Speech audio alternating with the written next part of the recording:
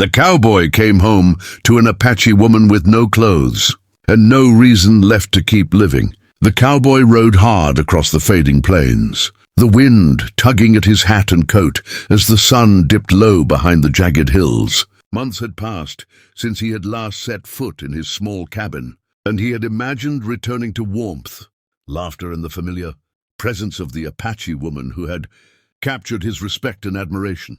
But as he approached the cabin door, a chill far deeper than the evening air ran down his spine. The door hung open slightly, creaking with every gust of wind, and the cabin seemed hollow, echoing with a silence he could feel in his bones. Inside, she sat on the floor, shivering and exposed, the remnants of clothing scattered around her like fallen leaves. Her body was thin, marked by hardship, but what struck him most were her eyes, once bright with resilience and pride, now dulled by despair, haunted by a hopelessness that seemed to fill every corner of the room. He dismounted quickly, the gravel crunching under his boots, and crossed the distance to her without hesitation. Wrapping his coat around her shoulders, he could feel the tremor of exhaustion that went beyond cold. It was the tremor of someone who had been carrying the weight of the world alone and had finally reached the point where it was too heavy to bear. She didn't speak, only lowered her gaze, as if afraid that even a single word might shatter what little control she had left. The cowboy knelt beside her, his hands steady, his eyes searching hers for a sign of recognition, of trust, of any spark that could remind her she was not entirely lost. Slowly, almost imperceptibly, her lips parted, and she began to share the story that had brought her here. The bitter winter that stole her strength, the endless nights of solitude, the hunger gnawing at her, the grief of losing all she had once loved. Each word trembled from her lips like a fragile thread, and he listened without interruption, holding space for her pain. In that quiet, filled only with the sound of the wind and the distant call of a hawk, the first thread of hope began to weave itself back into her heart. Not because her suffering had ended, but because someone had chosen to see her, truly see her, and refused to turn away. For the first time in what felt like forever, she realized she was not entirely alone, and perhaps, just perhaps, there was a reason left to keep living. Morning light filtered through the cracks of the cabin walls, soft and pale, casting long shadows across the worn wooden floor. The Apache woman stirred under the warmth of the cowboy's coat, her body still trembling but slightly steadier than the night before. The small child she had cared for in the past months, a silent witness to her despair, sat nearby, clutching a carved wooden bird, her eyes wide and curious, as if measuring the safety of the room. The cowboy moved quietly, tending to the small chores he had left unfinished, but his attention never wavered from her. She wanted to retreat into the shadow of her grief, to disappear into the floorboards and the silence, but the presence of someone who would not abandon her offered an unfamiliar kind of courage.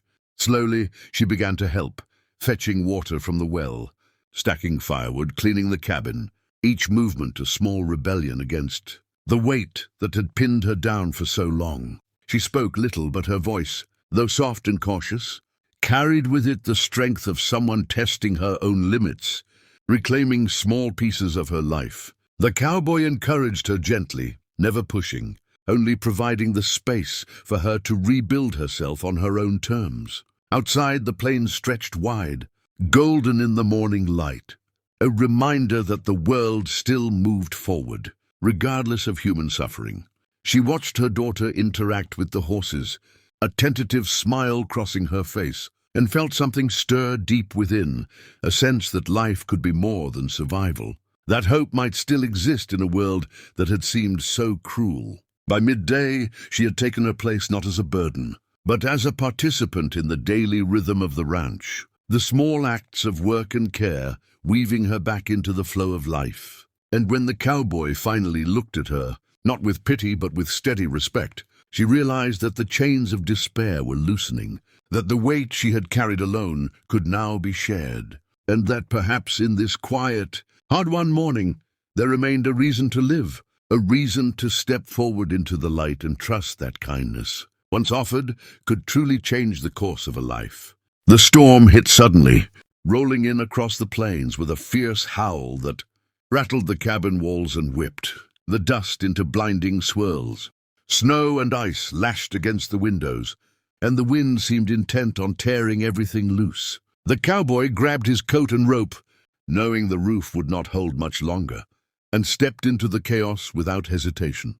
The Apache woman followed, her hands numb, teeth chattering, but her resolve unwavering. Together they braced against the wind, lashing boards, securing loose beams, and praying that their efforts would withstand the storm's fury. Inside, the girl huddled by the fire, clutching her carved wooden bird, whispering soft, nervous prayers to keep the storm at bay. Every gust that rattled the walls felt like a test of their endurance. Every howl of wind a reminder of the world's relentless harshness. Hours passed, yet neither moved to stop until the roof was reinforced, their bodies raw and exhausted. When at last they returned inside, dripping and frozen, the warmth of the fire enveloped them like a balm. The woman sank to the floor beside it, shivering, but there was a quiet pride in her eyes, the knowledge that she had survived another trial, that she had acted with courage in the face of despair. The cowboy tended to her gently, offering water and warmth without a word of judgment, simply acknowledging the shared struggle. In the quiet that followed, with the storm softened to a whisper outside, she began to speak, revealing the full weight of her loss, the harsh winters, the lonely nights, the heartbreaks that had brought her to the edge of giving up. The cowboy listened, his presence steady, absorbing her pain without interruption. For the first time in many months, the woman felt her despair loosen slightly, replaced by the quiet reassurance that someone saw her suffering and chose to remain, that she was not truly alone. And in that space, fragile yet undeniable, hope began to take root once more, like the first buds of spring pushing through frozen earth. Spring arrived slowly, softening the harshness of the plains with gentle sunlight, and the first green shoots pushing through thawed earth. The Apache woman stood at the cabin door, wrapped in a warm coat, her daughter beside her, holding her hand tightly. The months of hardship and despair had left marks, but they were tempered now by the steady presence of the cowboy, who had refused to abandon them. He handed her a bundle of supplies, food, blankets, and a small pouch of coins, offering them without expectation, simply as an act of kindness. The woman accepted with quiet gratitude, a small smile breaking through the weight of her past.